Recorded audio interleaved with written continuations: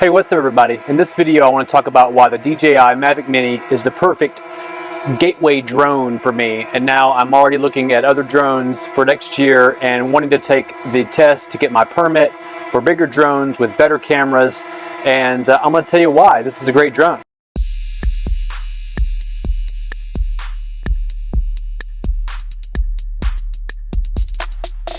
Alright, so I've been interested in drones for a long time, but I've really held off. Last year about this time I came really close to getting a Mavic Air. Did a lot of research, looked at a Spark, an Air, at a Pro, other things. I thought the Air was about right. Came so close to pulling the trigger on one, just wondered how much I would actually use it. So around that time they implemented these new regulations here in the US where you had to pass this test and get the certification in order to fly these drones that were over a certain weight limit. So that really kind of turned me off to the whole thing. The last thing I need to do right now is study for some tests. I've got lots of other stuff going on. So I thought if I need a drone, I'll just use some stock footage, or I will hire one of my friends to do it that actually has a nicer drone. But then they came out with this Mavic Mini, and this thing is just under the weight limit, and so it allows me to not have to take that test, which is great. Well, once I saw that this came out, I watched lots of reviews. I thought, well, the footage is pretty good.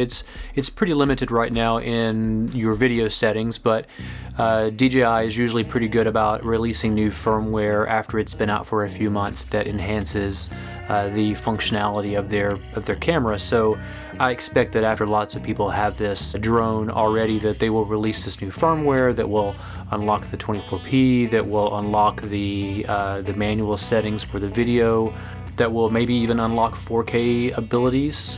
This really looks like the same camera that's on my Osmo Pocket, so I would be surprised if this couldn't actually do 4K inside.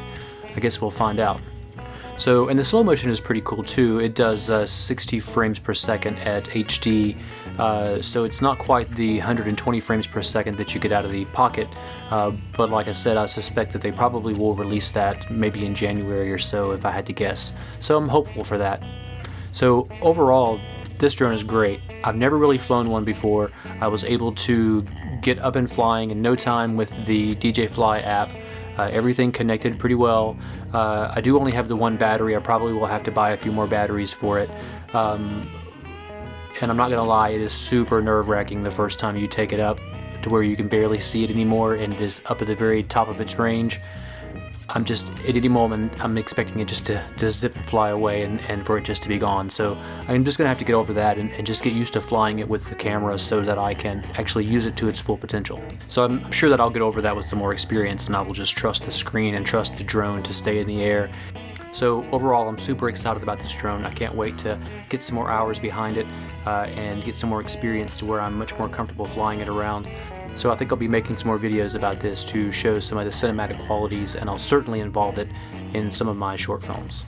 So I hope that this was helpful for someone out there to make a decision on whether or not this is the right drone for you. Certainly is for me. I expect a lot of people to be getting this drone for Christmas, and some new firmware updates will make it just perfect, I think. Maybe a year from now or so I'll look at upgrading to a Mavic Air, but this is perfect for me for now. So thanks DJI for coming out with such a great drone for a great price at such a low weight so that I can fly it without having to take that test. So I did a quick test as the sun was going down just to see what it would look like with the exposure here, and as you can see, it's pretty unusable. This would be better obviously with some manual settings. You could set the exposure for the ground and maybe use an ND filter or something for the sky. So I've had this drone for 3 or 4 weeks now. I haven't crashed it yet.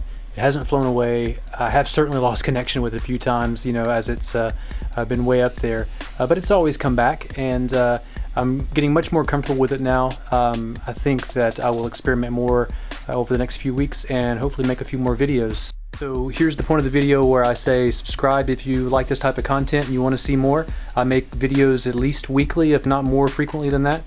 So subscribe and you'll see some fun stuff.